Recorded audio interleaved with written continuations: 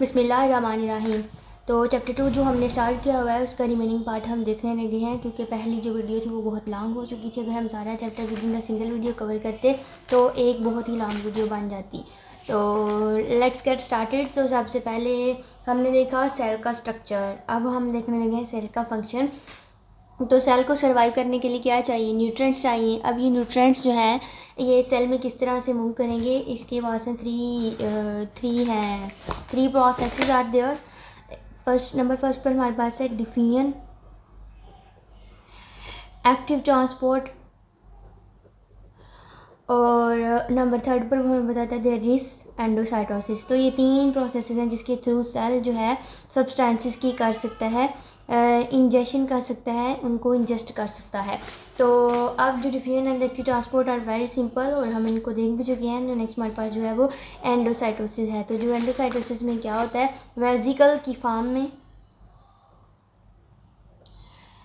कोई भी सब्सटेंस जो होगी वो सेल में एंटर कर जाएगी। अब ये जो आपकी एंडोसाइटोसिस है ये वेसिकुलर फॉर्म में सब्सटेंसेस को लेके जाएगी दो तरह से, या तो फेगोसाइटोसिस के थ्रू या फिर पिनोसाइटोसिस। तो यहाँ पर वो उसने ये सारा पहले उसने बताया है डिफ्यूजन का, फिर एक्टिव ट्रांसपोर्ट, और फिर उसने कहा है डिफ्यूजन और एक्टिव ट्रांसपोर्ट से तो स्मॉलर मॉलिक्यूल्स अंदर डिफ्यूज या फिर ट्रांसपोर्टेड होंगे, तो लार्जर को वो किस तरह से लेके जाए, तो that is done by your endocytosis. अब एंडोसाइटोसिस में वेसिकुलर फॉर्म में सब्सटेंसेस को with in the cell move कर दिया जाता है। अब एंडोसाइटोसिस के आगे 2 शक्लें हैं, pinocytosis is there and the phagocytosis is there. तो पिनोसाइटोसिस में क्या होता है, दोनों पिनोसाइटोसिस और फेगोसाइटोसिस दोनों में वेसिकल बनता है।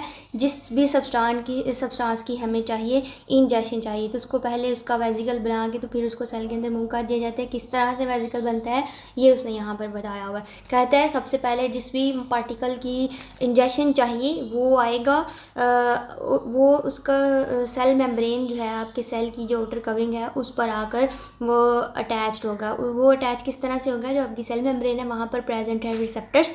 अब ये रिसेप्टर्स कहाँ पर सेल मेम्ब्रेन पर स्ट्रक्चर्स हैं, कोटेड पिट्स। तो इन कोटेड पिट्स के अंदर क्या है, रिसेप्टर्स हैं। तो just beneath these coated pits हैं within the cell membrane हमारे पास एक और स्ट्रक्चर प्रेजेंट है, दैट इज़ द क्लैथरीन। तो clathrin and the coated pits मिलकर क्या करते हैं, कोटेड पिट्स में रिसेप्टर्स हैं, तो वहाँ पर आकर जिस भी सब्सटेंस की इंजेक्शन करवानी है वो सब्सटेंस यहाँ पर आकर अटैच होगी, जैसे प्रोटीन्स की, तो वो फिर इन रिसेप्टर्स पर आकर अटैच होगी। फिर क्या होगा, क्लैथरीन आपका एक्टिवेट हो जाएगा।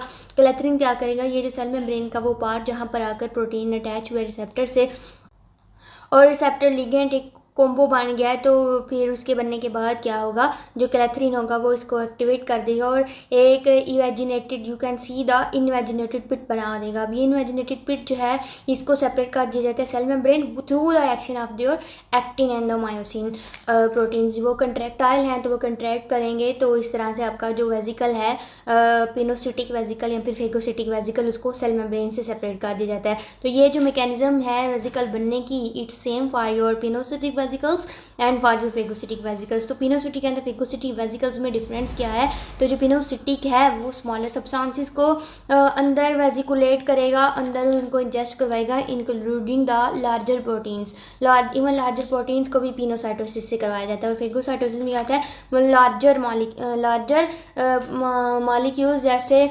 टिश्यू डेब्रिस हो गया, कोई भी बैक्टीरिया आ गया तो उसकी फेगोसाइटोसिस करवाई जाती है। इसके अलावा सेल डेब्रिस वगैरह, तो उन सबको फेगोसाइटोसिस से करवाते हैं। इसके अलावा जो जो इम्पोर्टेंट कह लें कि जो नॉन डिफ्यूजिबल हैं और हैं भी वो छोटी, तो they are carried with the help of the pinocytosis and phagocytosis को हमने देखा। तो फेगोसाइटोसिस मोस्टली कौन करवाता है, आपके WBCs एंड द RBCs। तो यहाँ पर वो यही बता रहा है सारा प्रोसेस कि जो आपका फेगोसिटिक वेसिकल है वो 4 स्टेप्स में बनता है जो हमने पीछे देखे। सबसे पहले आके रिसेप्टर का बाइंड करना, नंबर 2 पर क्या होगा, उसका कंट्रैक्ट क्या कहते हैं उसको, जो आपके नेफ्रिन है उसका एक्टिवेट होना, फिर फेगोसिटिक वेसिकल बन जाता है नंबर 2 स्टेप में। नंबर 3 में क्या होता है आपके actin and the myosin filaments contract करते हैं और नंबर 4 पर उसको सेपरेट कर दिया जाता है फ्रॉम द सेल मेम्ब्रेन, तो यूँ आपका फेगोसिटिक वेसिकल बन जाता है।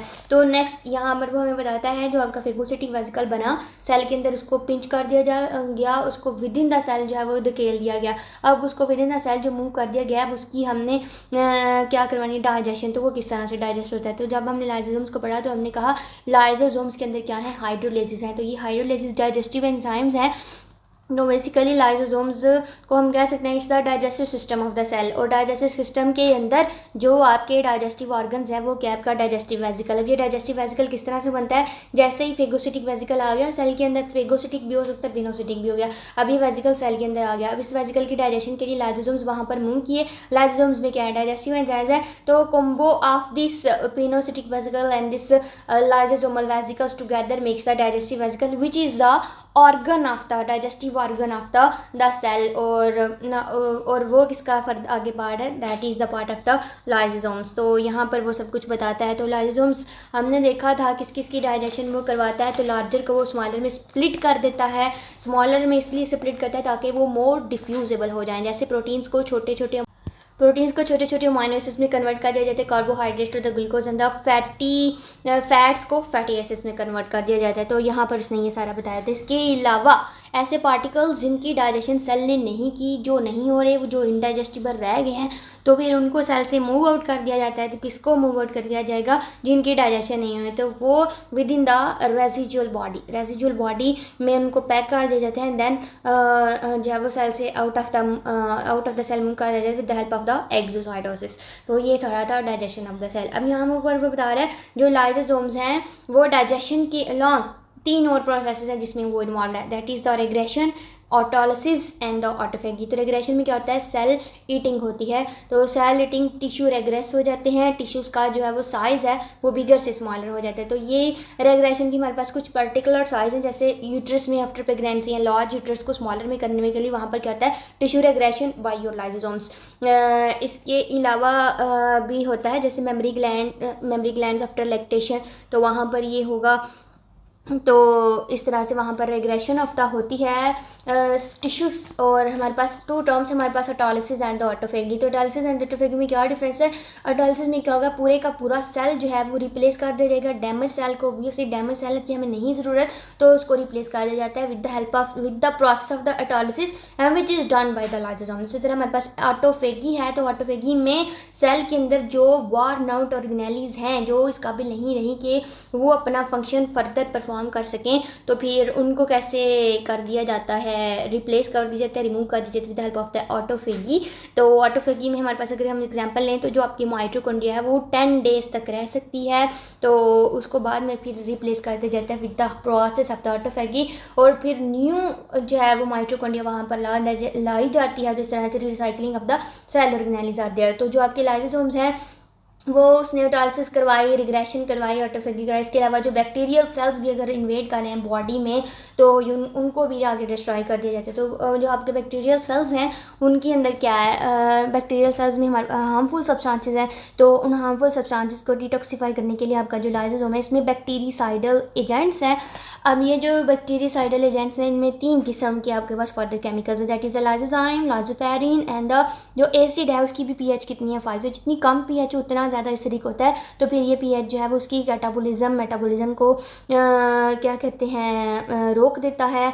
तो इस तरह से जो है वो बैक्टीरियल सेल डिस्ट्रॉय हो जाता है। इसके अलावा लाइसोफेरिन क्या करता है, आयरन को वहाँ पर अटैच करता है, लाइसोफेरिन फेरस आयरन, तो वहाँ से वो निकला हुआ है, तो आयरन को वहाँ पर अटैच करेगा बैक्टीरियल सेल से, तो यूँ वो फर्दर ग्रोथ नहीं कर सकेगा। और इसी तरह लाइसोजाइम जो करता है आपके बैक्टीरियल सेल वॉल, उसकी जो बैक्टीरियल सेल वॉल है ना उसको डिज़ोल्व कर देता है, उसकी सेल वाल को डिज़ोल्व कर देता है आपका लाइसोजाइम एंजाइम। तो ये सारे क्या हैं, बैक्टीरिसाइडल एजेंट्स हैं, और ये कहाँ पर प्रेजेंट है, विद इन योर लाइसोसोम।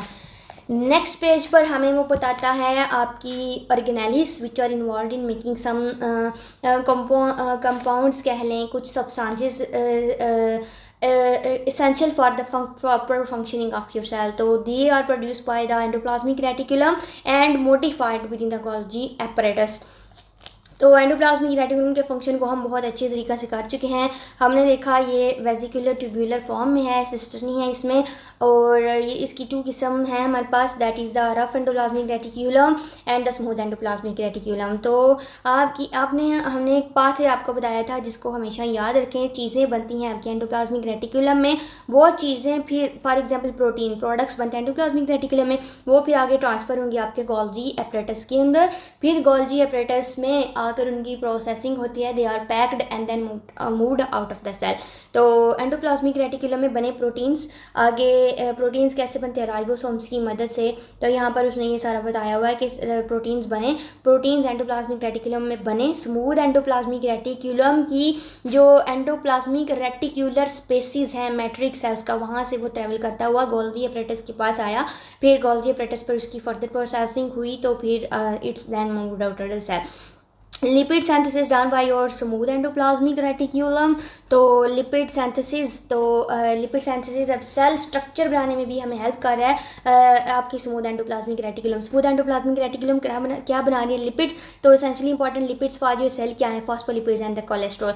ये किस तरह से इंपॉर्टेंट है आपके सेल की जो सेल मेम्ब्रेन है उसमें ये हेल्प करती है। तो क्या होता है, continuously phospholipids and the cholesterol बनते रहते हैं स्मूथ एंडोप्लाज्मिक रेटिकुलम में। वहाँ पर बनने के बाद आपके सेल के अंदर जो छोटी छोटी ऑर्गेनेलीज हैं जैसे endoplasmic reticulum and Golgi apparatus, उनकी जो सेल मेम्ब्रेन्स हैं ये फॉस्फोलिपिड्स एंड कोलेस्ट्रॉल उसके अंदर ऐड होते रहते हैं। जब ये वहाँ पर ऐड होते रहेंगे तो उनकी जो सेल मेम्ब्रेन है उसको further more bigger and bigger बना देंगे। तो होना तो यूँ चाहिए कि इनकी सेल मेम्ब्रेन बहुत बड़ी हो जाए। तो चूँकि ये साथ साथ वेजिकल्स पिंच कर रहे हैं, साथ साथ वहाँ से वेजिकल्स भी तो सेल मेम्ब्रेन से ही बन रहे हैं ना, तो ये इसके अराउंड सेल मेम्ब्रेन है, तो ये वेजिकल्स कॉन्टीन्यूसली पिंच हो रहे हैं। तो इस तरह से आपके जो एंडोप्लाज्मिक रेटिकुलम है उसका भी सरफेस है, उसकी जो मेम्ब्रेन है वो भी मेंटेन रहती है।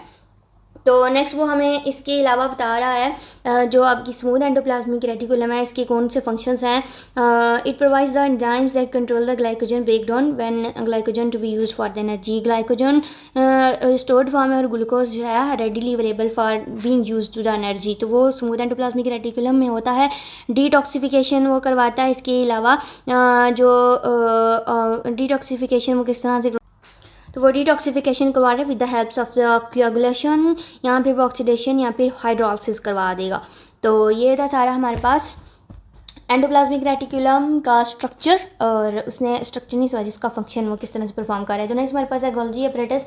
तो गोल्जी एपरेटस में ऐसे सब्सटेंसेस जो कि एंडोप्लाज्मिक रेटिकुलम में नहीं बनी वो गोल्जी एपरेटस में बनेंगी। जैसे आपके जो प्रोटीन्स हैं, प्रोटीन्स गोल्जी एपरेटस में जब आए तो वो कन्वर्ट हो जाते हैं ग्लाइकोप्रोटीन में। ग्लाइकोप्रोटीन क्या है, combination of the carbohydrate and the protein. अब ये जो ग्लाइकोप्रोटीन के अंदर कार्बोहाइड्रेट है वो एंडोप्लाज्मिक रेटिकुलम में नहीं बन रहा, वो यहाँ पर बनेगा। तो it is formed by the Golgi apparatus. यहाँ पर उसने एग्जांपल्स दी हुई हैं, that is your hyaluronic acid and chondroitin sulphate. तो हाइलुरोनिक एसिड भी क्या है, एक ग्लाइकोप्रोटीन है। तो ये जो इट्स द पॉलीमर फॉर्म है, पॉलीमराइज्ड फॉर्म है। तो ग्लैंडुलर सेक्रेशंस में ये चाहिए होता है सेल को। और मोस्ट इंपॉर्टेंट कंपोनेंट किसका है, प्रोटीओग्लाइकन का। तो प्रोटीओग्लाइकन क्या है, loose coat of the glycoprotein. तो ग्लाइकोप्रोटीन का इंटर कौन कॉन्स्टिट्यूएंट है, that is the hyaluronic acid. तो इस तरह से ये इंपॉर्टेंट है। तो यूँ जो आपकी जो processes of the migration and the proliferation है वो गोल्जी एपरेटस में आफ्टर प्रोसेसिंग प्रोडक्ट्स प्रोसेस होकर फिर वो आगे जा further migration and the proliferation करवाएंगे। नेक्स्ट हमारे पास प्रोसेस है endoplasmic reticulum formation of the vesicles. तो हमने ये सारा प्रोसेस देख लिया है। यहाँ से हम स्टार्ट डायग्राम से देखते हैं कि वेजिकल किस तरह से बनता है। यहाँ पर बना एंडोप्लाज्मिक रफ एंडोप्लाज्मिक रेटिकुलम पर प्रोटीन्स बनने के बाद स्मूथ एंडोप्लाज्मिक रेटिकुलम से ट्रैवल करते हुए, इन स्पेसेस से ट्रैवल करते हुए आएंगे गोल्जी एपरेटस पर। किस फॉर्म में, in the form of the transport vesicle. ये ट्रांसपोर्ट वेजिकल में आने के बाद ये फ्यूज़ करेंगे आपके गोल्जी एपरेटस से। गोल्जी एपरेटस में वहाँ पर वो अपनी जो भी कॉन्स्टिट्यूएंट लेकर आएंगे उसकी स्पेसिस में वो रिलीज़ कर देंगे। तो फिर वहाँ पर फर्दर प्रोसेसिंग होगी। तो यूँ वो सेल से out of the cell move कर दे जाते हैं in the form of the secretary vesicle. आपने ये हमेशा याद करना है, जो आपके प्रोडक्ट्स हैं, आपके सेल के जो प्रोडक्ट्स हैं, they always travel out of the cell in the form of the secretory vesicle। और वो एंडोप्लाज्मिक रेटिकुलम से गोल्जी एपरेटस के पास आते हैं in the form of the transport vesicle. तो ये सारा उसने हमें यहाँ पर बताया हुआ है। नेक्स्ट वो हमें कुछ टाइप्स ऑफ द वेजिकल्स बताता है। तो वेजिकल्स हमारे पास endocytic vesicle is there, phagocytic vesicle is there, exocytic vesicle is there और सेक्रेटरी वेसिकल इज देयर। तो ये सारा इसमें use of the intracellular vesicles to replenish the cell membrane. तो हमने पीछे देखा सेल मेम्ब्रेन किस तरह से रिप्लेनिश हो रही है। सेक्रेटरी वेसिकल के पास क्या सेल मेम्ब्रेन, तो उसकी cell membrane Golgi apparatus endoplasmic reticulum की सेल मेम्ब्रेन में ऐड होती रहेगी। तो यूँ जब पिंचिंग होगी ना एंडोप्लाज्मिक रेटिकुलम या फिर गोल्गी एपैरेटस से पिंचिंग होती रहेगी सेल मेम्ब्रेन की, तो उसको फर्दर कंपनसेट करने के लिए वहाँ पर अगेन मेम्ब्रेन आ जाती है, यहाँ जो ट्रांसपोर्ट वेसिकल की, यहाँ फिर सेक्रेटरी। तो यूँ जो आपकी जो ऑर्गेनेलिस हैं most important endoplasmic reticulum and the Golgi apparatus, यूँ उनकी रिप्लेनिश होती रहती है। तो नेक्स्ट हमारे पास माइटोकॉन्ड्रिया। माइटोकॉन्ड्रिया इसका हम शुरू से यही पढ़ते आए कि it's involve in extracting the energy. तो यहाँ पर उसने थोड़ा सा एक माइनर इंट्रोडक्शन बताया हुआ है कि किस तरह से माइटोकॉन्ड्रिया जो है वो एनर्जी एक्सट्रैक्ट करता है। तो सबसे पहले उसने क्या बताया है, कहता है जो आपके न्यूट्रिएंट्स हैं, न्यूट्रिएंट्स आपके कौन कौन से हैं, ऑक्सीजन, कार्बोहाइड्रेट्स, प्रोटीन्स, फैट्स। तो सबसे पहले क्या होता है, कार्बोहाइड्रेट्स, प्रोटीन्स एंड फैट्स को स्मॉलर फॉर्म में कर दिया जाता है। स्मॉलर फॉर्म क्या है, प्रोटीन की अमीनो एसिड है, कार्बोहाइड्रेट की ग्लूकोज है, फैटी एसिड्स की फैट्स की फैटी एसिड्स है। तो वो कौन चेंज करेगा, आपकी डाइजेस्टिव ट्रैक्ट और लीवर इसको स्मॉलर डिफ्यूजिबल फॉर्म में चेंज कर देंगे। अब क्या होगा, ये जो स्मॉलर डिफ्यूजिबल फॉर्म्स है ना, इन्होंने रिएक्ट करना है ऑक्सीजन के साथ फर्दर रिएक्शंस और with the help of some involved enzymes, जो आपके ये जो न्यूट्रिएंट्स हैं वो एटीपी में कन्वर्ट हो जाएंगे। एटीपी क्या चीज़ है, form of the energy currency of the cell है। इसका स्ट्रक्चर वो यहाँ पर हमें बताता है कि क्या है। इस सारे पैराग्राफ में उसने बताया कि जो एटीपी है ना उसके हैं 3 कॉन्स्टिट्यूएंट्स। एक है इसके अंदर nitrogenous base that is adenine, ribose है 5 carbon sugar that is the pentose sugar ribose, और इसके अलावा फॉस्फेट हैं 3 फॉस्फेट ग्रुप्स हैं। तो ये 3 फॉस्फेट हैं, you can C phosphate 1, 2 and the 3। अब ये जो 2 टर्मिनल फॉस्फेट्स हैं ना, इनमें जो बॉन्ड है it's very high energy yielding bond, और ये इतनी ज़्यादा एनर्जी है कि अगर एक एटीपी का मॉलिक्यूल ब्रेक हो तो वहाँ से कितनी एनर्जी निकलेगी, दैट इज़ द 12,000 कैलोरीज, यहाँ पे 12 किलो कैलोरीज रिलीज़ होंगी जब ये एक एटीपी का मॉलिक्यूल जो है वो ब्रेक होगा। तो इसके अलावा वो बताता है जो ये बॉन्ड्स हैं ना 2 फॉस्फेट की, तो वेरी लबाइल हैं, जब भी इनकी ज़रूरत पड़ती है, नीड होती है, तो ये इंस्टेंटली ब्रेक करती हैं। तो उसी तरह कॉन्टीन्यूसली आपका एटीपी में जब वो यूज़ होगा तो एटीपी में चेंज होता रहेगा, एक फॉस्फेट रिलीज़ हो जाएगा। तो और उसी तरह एटीपी कॉन्टीन्यूसली एटीपी में चेंज होता रहेगा, फॉस्फोरिक एसिड लेगा आपके न्यूट्रिएंट से। तो इस तरह से कॉन्टीन्यूअस स्पेंट भी हो रहा है और रीफॉर्म भी हो रहा है। इस बेस पर हम इसको बोलते हैं it's the energy currency of the cell. Next हमारे पास कुछ प्रोसेसेस उसने बताए हैं। ये तो हो गया एटीपी का स्ट्रक्चर। एटीपी हमने कहा सेल के लिए एनर्जी है, तो किस तरह से वो सेल के अंदर एटीपी बन रही है। तो सेल के अंदर ऑर्गेनेल्स हैं दैट इज़ द माइटोकॉन्ड्रिया, और इसके अलावा उसके पास साइटोप्लाज्म है। तो माइटोकॉन्ड्रिया में 95% ऑफ द एनर्जी प्रोड्यूस हो रही है, rest of the 5% energy is produce by the process that is the glycolysis. Glycolysis occurs with in the cytoplasm. तो ये बनाती है आपकी 5% energy. Glycolysis is basically the process of extracting the energy from the glucose. तो glucose सबसे पहले convert हो जाता है पायरुविक एसिड में। आपने याद रखना है जो ग्लाइकोलिसिस के प्रोसेस है एंड क्रेब्स साइकिल के प्रोसेस है, ये स्टार्ट होंगे पायरुविक एसिड से। आगे पायरुविक एसिड फर्दर एंजाइम्स की मदद से आगे वो फर्दर एटीपी में चेंज हो जाएगा। तो ग्लाइकोलिसिस का उसने थोड़ा सा इंट्रो बताया हुआ है, 5% ऑफ द एनर्जी और ग्लाइकोलिसिस साइटोप्लाज्म में, और सबसे पहले क्या होगा ग्लूकोज पायरुविक एसिड में चेंज होगा। तो ये सारा अब यहाँ पर ग्लूकोज चेंज हो गया, पीछे हमारे पास क्या रहेगा, प्रोटीन्स एंड फैटी एसिड्स। तो ये जो प्रोटीन्स एंड फैटी एसिड्स है ना, इनको पायरुविक एसिड में चेंज कर दिया जाता है। फिर pyruvic acid is then change into the acetyl CoA. Acetyl CoA एक एंजाइम है। तो अब ये जो एंजाइम है ना एसिटाइल कोए, ये एक cycle that is the Krebs cycle which is also called as a citric acid cycle। तो वहाँ पर वो एंटर होंगे और फिर further processing and the enzymes की मदद से क्या होगा, एनर्जी प्रोड्यूस की। अब Krebs cycle and the citric acid cycle में क्या होता है, हमारे पास है इसका इनिशियल इवेंट क्या है, हाइड्रोजन आइंस को बनाना। हाइड्रोजन आइंस बनते हैं तो फाइनल इवेंट में क्या होता है, ये जो हाइड्रोजन आइंस हैं ये ऑक्सीजन के साथ कंबाइन करने के बाद वाटर मॉलिक्यूल्स बनाते हैं। तो वाटर मॉलिक्यूल्स की फॉर्मेशन एक हाई यील्डिंग प्रोसेस है। इस हाई यील्डिंग प्रोसेस में जो एनर्जी रिलीज होती है it is stored in the form of the ATP. अब ये एटीपी की एनर्जी जो है स्पेशल ग्लोबुलर प्रोटीन्स के अंदर स्टोर हो जाती है। उन ग्लोबुलर प्रोटीन्स को हम क्या बोलते हैं, एटीपी सिंथेटेज। एटीपी सिंथेटेज इसीलिए बोलते हैं क्योंकि जब नीड बढ़ती है एनर्जी की, तो ये एटीपी सिंथेटेज प्रोटीन्स ही हैं जो कि एनर्जी को रिलीज़ कर देते हैं। तो ये जो एटीपी सिंथेटेज है वहाँ पर एनर्जी एटीपी की फॉर्म में स्टोर होती रहेगी। तो ये सारा उसने हमें यहाँ पर बताया। एक और पॉइंट हमें वो बताता है, बोलता है कि जो क्रेब्स साइकिल है ना और ग्लाइकोलिसिस एक्सेट्रा, तो इन सब को हम ओवरऑल बोलते हैं केमियोस्मोटिक मैकेनिज्म्स ऑफ एटीपी फॉर्मेशन। तो ये सारा उसने हमें एटीपी का बताया। अब एटीपी किस लिए चाहिए, energy cell without the ATP function ही नहीं कर सकता।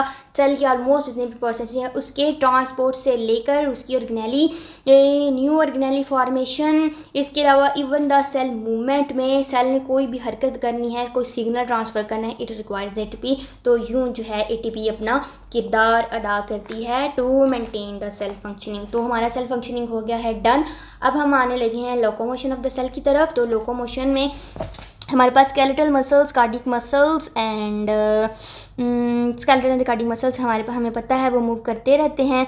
और इसके अलावा जो हमें सेलुलर मूवमेंट्स चाहिए वो कहाँ पर चाहिए, फाइब्रोब्लास्ट में, डब्ल्यूबीसीज में चाहिए। इसके अलावा यूट्रस के अंदर भी जो आपका जो एम्ब्रियो जब उसने बनना होता है तो वहाँ पर भी मूवमेंट्स चाहिए। तो वो मूवमेंट्स किस तरह से हम अवेल करते हैं, they are done by the two kinds of the movements, amoeboid movements and the ciliary movements. तो अमीबाइड मूवमेंट्स क्या हैं, अमीबाइड मूवमेंट है क्रॉल लाइक मूवमेंट, इसको हम बोलते हैं। Amoeboid movement is the crawl like movement done by the डब्ल्यूबीसीज your fibroblast. तो क्रॉल लाइक मूवमेंट में क्या होता है, बेसिकली इट्स सारे में क्या इन्वॉल्व है, दैट इज द सूडोपोडिया। अब amoeboid movement is done entirely with the protrusion of the pseudopodium. तो जब हमने एक्सोसिटिक और एंडोसिटिक वेसिकल्स को पढ़ा तो अब वो जो रिसेप्टर्स हैं ना, एक्सोसिटिक वेसिकल्स जो होंगे वो इसको फॉरवर्ड मूव करने में हेल्प करेंगे, और जो एंडोसिटिक होंगे वो भी फॉरवर्ड मूव करने में हेल्प करेंगे। एक्सोसिटिक वेसिकल्स क्या करेंगे, जो आपके एक्सोसिटिक वेसिकल्स हैं उसके पास हैं रिसेप्टर्स हैं, तो वो रिसेप्टर जाकर लिगैंड पर अटैच होंगे, वहाँ पर वो इसको एक एंड से फिक्स कर देंगे। अब इसका एक एंड जो फिक्स होगा तो दूसरा एंड जो है वो छलांग लगा कर इसके पास आएगा। अब छलांग कैसे वो लगाएगा, वो अपने एंडोसिटिक वेसिकल्स क्या करेगा, अपने रिसेप्टर्स रिलीज़ करेगा, तो इसके रिसेप्टर्स इसको move away from the ligand करेंगे। तो यूँ ये पुश और ये फिक्स रहेगा और आगे ये पुश होगा, तो इस तरह से वो ऐसे इस तरह से इसको हम बोलते हैं अमीबाइड मूवमेंट। तो ये सारा उसने हमें सारा यहाँ पर यही बताया हुआ है, अमीबाइड मूवमेंट के बारे में बताया हुआ है। इसके अलावा इसको भी एनर्जी चाहिए, अमीबाइड मूवमेंट को भी एनर्जी चाहिए, किसी भी फंक्शन को एनर्जी चाहिए। तो it's also done with the contractile properties of your actin and the myosin filaments, तो जो कि आपकी साइटोप्लाज्म के अंदर एक्टोप्लाज्म में है। तो नेक्स्ट वो कुछ हमें बताता है, वाइट ब्लड सेल्स करते हैं, वाइट ब्लड सेल्स, फाइब्रोब्लास्ट और सेल को। इसके अलावा जो आपके कैंसर सेल्स हैं they also move by the help of the amoeboid movement. Cancer में भी कौन सी टाइप, सार्कोमास जो कि कनेक्टिव टिश्यू के कैंसर सेल्स हैं। तो मेटास्टेसिस जिसको हम मेटास्टेसिस सेल मूवमेंट कर रहे हैं एक जगह से दूसरी, तो जो मूवमेंट वो अडॉप्ट करते हैं that is your amoeboid movement. Next वो हमारे पास कहता है अमीबाइड मूवमेंट कंट्रोल्ड है, किस तरह से कंट्रोल्ड है, with the help of the chemotaxis. Chemotaxis का मतलब क्या है, movement amoeboid movement, amoeboid movement की जो मैकेनिज्म इसको हम बोलते हैं कीमोटैक्सिस। अब कीमोटैक्सिस में केमिकल्स भी इन्वॉल्व हैं, तो जो केमिकल्स कीमोटैक्सिस करवाते हैं they are called as the chemotactic substances. Chemotaxis दो तरह की है, negative and the positive. Negative to away from the chemotactic substance और positive towards the chemotactic substance. तो cilia and the ciliary movements हमारी जो हैं वो स्टार्ट हो गई हैं। तो cilia and the ciliary movement, जो सीलिया है ना हमारा, इट्स ऑफ द कह लें कि दो टाइप्स ये लेता है, motile and the non motile. Non motile आगे आपकी प्राइमरी फॉर्म में हो जाती हैं, they function as the antenna, cell signal, cell transportation, cell growth में हेल्प करता है। और जो आपकी जो मोटाइल है ये आगे हमारा एक प्रॉपर कह लें, इसका एक प्रॉपर स्ट्रक्चर है, प्रॉपर ये इसकी मूवमेंट्स हैं। तो जो आपका जो सीलिया है ना, यू कैन सी ये रहा सीलिया। तो सीलिया का अगर आप स्ट्रक्चर देखो, it's just like the hair की तरह ये प्रोजेक्टेड है, लेकिन इसकी जो लेंथ है वो ऑब्वियसली हेयर से कम होगी, दैट इज़ 2 to 4 माइक्रोमीटर्स। इसके अलावा अगर आप इसको, ये सेल है सीलिया है ना, सीलिया का स्ट्रक्चर, तो सीलिया सेल मेम्ब्रेन से जहाँ से प्रोजेक्ट होता है तो वहाँ पर इसके रूट पर जहाँ से ये प्रोजेक्ट हो रहा है तो वहाँ पर इसकी प्रेजेंट है बेसल बॉडी। और अगर इस सारे स्ट्रक्चर को अगर आप कट करो और क्रॉस सेक्शन में देखो तो यू कैन सी इसमें है 11 माइक्रोट्यूब्यूल्स। यहाँ से स्टार्ट कर 1 2 3 4 5 6 7 8 9 10 and 11 microtubules are there.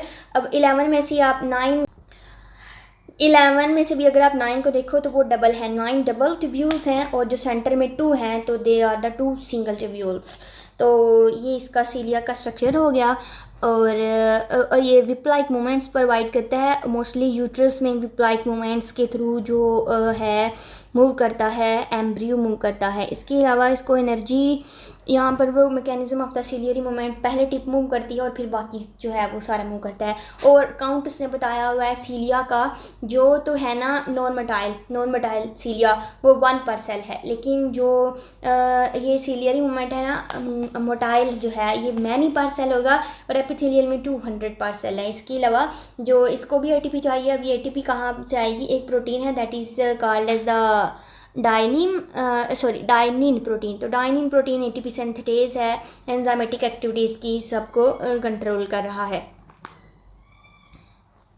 So that was all. Non motile को हमने देख लिया, प्राइमरी भी हैं और एंटीना के तौर पर ये काम करते हैं, सेल ग्रोथ और उसको कंट्रोल कर रहे हैं। तो that was all about the chapter 2। Chapter 2 को हमने आई थिंक इतनी अच्छी तरीक़ा से कर लिया है कि हमें समरी की ज़रूरत नहीं है, बट फिर भी हम इसकी समरी 10 मिनट्स की देख लेते हैं। तो बच्चों ये चैप्टर की समरी है। अब चैप्टर की समरी में बिल्कुल वही पॉइंट्स हैं जो बुक में हैं, जो इसकी टेक्स्ट बुक में हैं। अब ये पॉइंट्स हमने लिखे हैं ताकि क्विक रिव्यू में हमें हेल्प हो। तो यहाँ से स्टार्ट करते हैं। फंक्शंस ऑफ द सेल में 4 फंक्शंस आते हैं। इंजेस्ट इसने करवाना है, डाइजेस्ट करवाना है जिन सब्सटेंसेस को इसने लिया डाइजेस्ट, और फिर आगे सिंथेसिस ऑफ सम सब्सटेंसेस, और फिर उनसे एनर्जी निकालना। इसके अलावा लोकोमोशन भी। तो injection is done by the endocytosis आगे pinocytosis and the phagocytosis. Pinocytosis smaller molecules, even जो प्रोटीन है वो भी इसमें इन्वॉल्व है। लेकिन फेगोसाइटोसिस में क्या होगा, larger particles such as the bacteria dead cells, वो जो हैं वो उनकी होगी फेगोसाइटोसिस, और रिसेप्टर्स बाइंड होंगे, रिसेप्टर और लिगेंड का वहाँ पर होगा कनेक्शन, और फिर आगे कलेथरिन एक्टिवेट होगा, तो आपका जो वेजिकल होगा वो फर्दर पिंच्ड हो जाएगा। तो आपका जो पिनोसिटिक वेजिकल उसका डायमीटर है 100 to 200, और इट्स अ कंटिन्यूअस प्रोसेस और स्पेसिफिक। और जो ये बहुत इंपॉर्टेंट पॉइंट है, जो पिनोसाइटोसिस होगी वो स्पेसिफिक हर प्रोटीन के लिए स्पेसिफिक है, specific receptor for specific protein. तो coated pits are there in the clathrin. तो कोटेड पिट्स आपकी हमेशा आउटर सेल मेम्ब्रेन पर प्रेजेंट होंगी, coated pits outer cell membrane पर प्रेजेंट होंगी, और जो कलेथरिन है वो फिब्रिलिन प्रोटीन है, और they are inside the cell. और ये दोनों रिसेप्टर्स को हेल्प करते हैं बाइंड करने में, और यूं इमेजिनेशन, और आगे फिर फर्दर आपका पिनोसिटिक वेजिकल बन जाता है। नेक्स्ट हमारे पास है फेगोसाइटोसिस। तो लार्जर पार्टिकल्स की again it's done by the tissue macrophages WBCs, और आगे 4 स्टेप है। पहले रिसेप्टर का अटैच होना, फिर इवेजिनेशन, फिर actin and the contractile activate हो जाती है और पिंच्ड हो जाता है in the 4 step from the cell membrane. Next हमारे पास है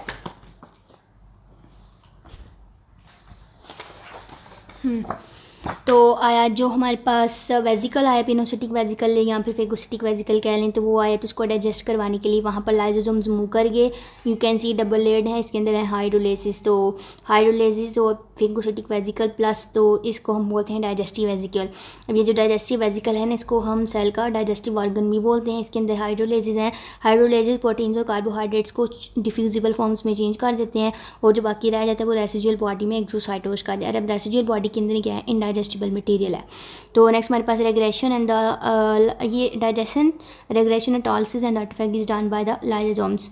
आगे हमारे पास है रेग्रेशन। तो रेग्रेशन में टिश्यू जो है वो स्मॉलर साइज में हो जाता है। साइड्स ऑफ द रेग्रेशन के यूट्रस, मसल इनएक्टिविटी, वन जो मसल एक्टिविटी नहीं इन्वॉल्व, तो वो उसको भी रेग्रेट किया जाता है, रेग्रेस किया जाता है। Mammary gland after lactation and the damage cell. और टॉलिसिस में कहते हैं कंप्लीट सेल को रिमूव कर दिया जाए, वो डैमेज्ड हो उसको रिप्लेस कर दिया जाता है। इसके अलावा जो लाइसोसोम्स के अंदर हैं बैक्टीरियासाइडल एजेंट्स डैमेज सेल की करवाते हैं फेगोसाइटोसिस। और बैक्टीरियासाइडल में लाइसोसोम, लाइसोफेरिन एंड एसिड है। लाइसोसोम बैक्टीरियल सेल वॉल को करवाता है डिजॉल्व, लाइसोफेरिन आयरन को अटैच करवाता है, और एसिड PH5 है। तो यूँ वो हाइड्रोलाइसिस को एक्टिवेट करवाता है और इनएक्टिवेट कर देता है बैक्टीरियल सिस्टम्स को। आगे autophagy is done by the autophagosome. Eat one cell को हम बोलते हैं ऑटोफेगी, और इसमें सेल ऑर्गेनेलिस जो हैं वो रिसाइकल्ड होती रहती हैं। ऑटोफेगोसोम हाइड्रोलाइसिस करवा देता है तो ये ऑटोफेगोसोम जो है लाइसोसोम की organelle on the lysosome membrane पर होती है दिस ऑटोफेगोसोम।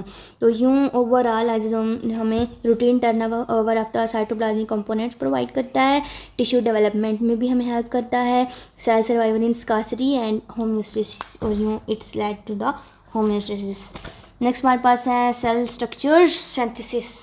तो सेल स्ट्रक्चर सिंथेसिस किस तरह से होती है, उसमें इन्वॉल्व है सेल स्ट्रक्चर सिंथेसिस में endoplasmic reticulum and the Golgi apparatus. तो जो एंडोप्लाज्मिक रेटिकुलम है ना, ये और गोल्जी एपरेटस, ये दोनों बहुत अबंडेंट हैं within the secretory cells. और जो एंडोप्लाज्मिक रेटिकुलम है मेम्ब्रेनस है, तो इसमें भी लिपिड बाइलेयर है, और प्रोटीन्स इसकी proteins loaded with the protein जो कि एंजाइम्स है कैटालाइज द यूजफुल सब ट्रांसफॉर्मेशन। और ये पाथवे हमें पता होना चाहिए, एंडोप्लाज्मिक रेटिकुलम से गोल्जी एपरेटस पर प्रोसेसिंग होगी और फिर रिलीज हो जाएगा साइटोप्लाज्म में। टू टाइप्स प्रोटीन सिंथेसिस ये हमारे पास करवाता है और लिपिड सिंथेसिस करवाता है। तो protein synthesis is done by the rough endoplasmic reticulum और lipid synthesis by the smooth endoplasmic reticulum. तो यहाँ पर अदर फंक्शंस क्या हैं, फंक्शंस प्रोवाइड द एंजाइम्स जैसे, और ये एंजाइम्स क्या करते हैं, ग्लाइकोजन है ना स्टोर्ड फॉर्म है, तो उसको यूज्ड फॉर्म जैसे ग्लूकोज बनाने के लिए, एनर्जी एक्सट्रैक्ट करने के लिए वहाँ पर वो हमें एंजाइम्स प्रोवाइड करता है। इसके अलावा detoxification with the process of coagulation, oxidation and the hydrolysis. तो इस तरह से हमारा एंडोप्लाज्मिक रेटिकुलम हो जाता है कंप्लीट। अब हमारे पास है गोल्जी एपरेटस। तो गोल्जी एपरेटस में क्या होता है, प्रोटीन्स। तो आपकी जो ये है एंडोप्लाज्मिक रेटिकुलम से जो सब प्रोडक्ट्स बने प्रोटीन्स, वो आए स्मूथ एंडोप्लाज्मिक रेटिकुलम के पास। स्मूथ एंडोप्लाज्मिक रेटिकुलम के बाद वो ट्रांसपोर्ट होंगे Golgi apparatus in the form of the transport vesicle के अंदर proteins and other products from the. और हाँ, एक और पॉइंट यहाँ पर उसने हमें बताया हुआ है, transfer of the substances from the Golgi from endoplasmic reticulum to the Golgi apparatus and then after they are transported out of the cell. तो वो कितना टाइम लेता है, प्रोटीन्स जब भी सब प्रोटीन की ज़रूरत पड़ती है तो आप एंडोप्लाज्मिक रेटिकुलम 3 से 5 मिनट में वो प्रोटीन्स बना देता है, फिर गोल्जी एपरेटस के पास वो आ जाता है 20 मिनट में, और फिर यूँ after processing in the with in it तो 1 to 2 आवर में वो रिलीज़ हो जाता है। तो इसके अलावा हमारे पास यहाँ पर डिफ्यूजिबल सब्सटेंसेस में चेंज हो जाता है, और Golgi apparatus and endoplasmic reticulum highly metabolic हैं और न्यू इंट्रासेलुलर स्ट्रक्चर्स भी बनाती रहती हैं, क्योंकि यहाँ पर हमारे पास बन रही हैं न्यू वेसिकल्स बन के आ रहे हैं। तो इस तरह से ये होता रहता है।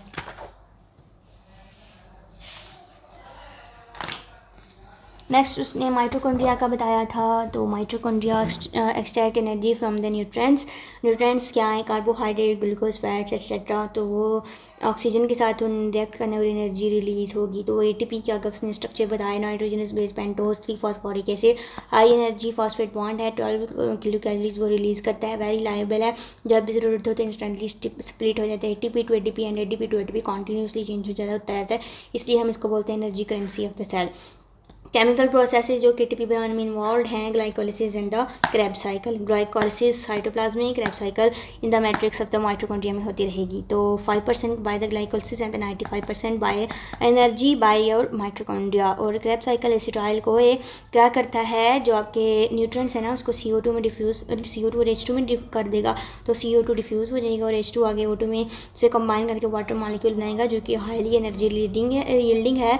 और उससे फिर क्या होगा, एटीपी में चेंज होगा, और फिर एटीपी ग्लोबुलर प्रोटीन जो कि एटीपी सिंथेटेज है वहाँ पर स्टोर हो जाएगा। तो इनिशियल इवेंट इसका क्या है, हाइड्रोजन आयन का बनना, और फाइनल क्या है, और फाइनली ये हाइड्रोजन आइंस जो हैं वो HO2 के साथ कंबाइन करके वाटर का मॉलिक्यूल। तो यूजेस इसके क्या हैं, its use in the transportation, synthesis. 80% ATP जो है वो आपकी रीनल ट्यूब्यूलर सेल्स ट्रांसपोर्ट में यूज़ कर लेते हैं। इसके अलावा formation of the phospholipids, cholesterol, purine and the pyrimidine में भी हमें एटीपी चाहिए। पेप्टाइड लिंकेज जो है, पेप्टाइड लिंकेज, एक पेप्टाइड लिंकेज को बनने के लिए 4 हाई एनर्जी बॉन्ड्स चाहिए। इसके अलावा जो सेल है 85 सेल जो एनर्जी बनाता है ना, उसमें से 75% तो वो खुद ही यूज़ कर लेता है।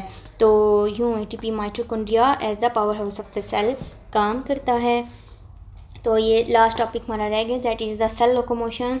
तो skeletal, cardiac and the smooth muscles move करते हैं। इसके अलावा movement, amoeboid movements are there and the ciliary movements are there. तो amoeboid movement crawl like movement है। WBCs, फाइब्रोब्लास्ट जर्मिनल सेल, ये सारे cell locomotion embryo and the foetus metastasis of the cancer cells is done by the amoeboid movement. Amoeboid movement में basically there is a प्रोटोरियन of the pseudopodia. तो pseudopodia में एक्सोसिटिक और एंडोसिटिक vesicles काम करते हैं। एक्सोसिटिक vesicle सोडोपोडियल and पर और एंडोसिटिक वेजिकल उसके स्टार्ट पर होंगे और फिर वो आगे फर्दर रिसेप्टर और लिगेंड से करके ये एक जगह पर फिक्स हो जाएंगे और ये जो है वो अवे फ्राम द लिगेंड से ये मूव करेंगे। तो यूँ हमारा अमीबॉइड मूवमेंट होती है।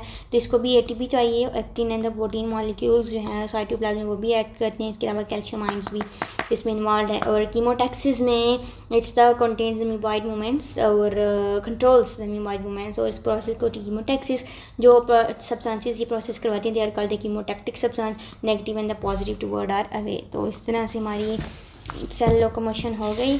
और हमारी जो एक रह गई है दैट इज़ और cilia and the ciliary movement. तो टू है, motile and the non motile. Motile whip like movement और जो नॉन मोटाइल वो प्राइमरी वो नॉन मोटाइल ही नहीं है, वो बस हमें सेंसरी एंटीना के तौर पर काम करती है। तो विप लाइक मूवमेंट यूट्रस में होती है, ovum by the uterus transfer हो जाता है और रेस्पिरेटरी एयरवेज में, नेज़ल कैविटी और लोअर रेस्पिरेटरी एयरवेज में ये विप लाइक मूवमेंट्स होती हैं। तो जो नॉन मोटाइल है वो sensory antenna signal transduction cell growth में हेल्प करता है। इसके अलावा ये रही हमारी सिलिया का स्ट्रक्चर।